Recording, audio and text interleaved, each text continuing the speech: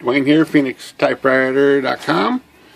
Got an unusual, not too common problem with the IBM Selectric 2.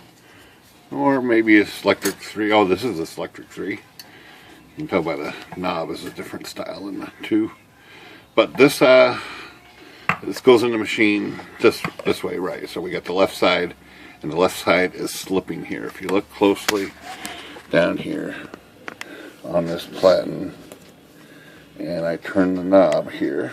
Let's see if I get some light in this general direction.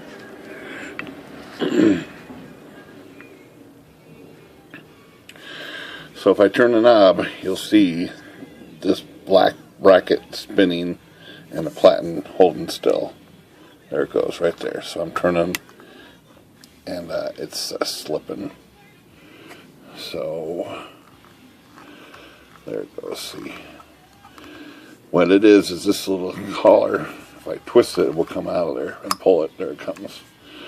Is broken its seal, which is probably just glue to begin with, or pressure fit. But all you need to do to fix this problem today is super glue. Just, you really don't even need to clean it. Well, you know, I'm gonna clean it. It does look a little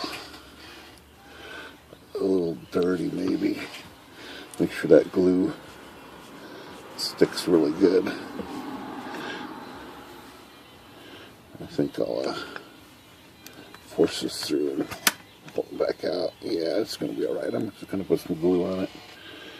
Just a couple drops. Make sure it gets pretty good coverage on this. 1 drop, 2 drop, 3 drop, 4, 5, about 5 right there. And I'm going to stick this back in.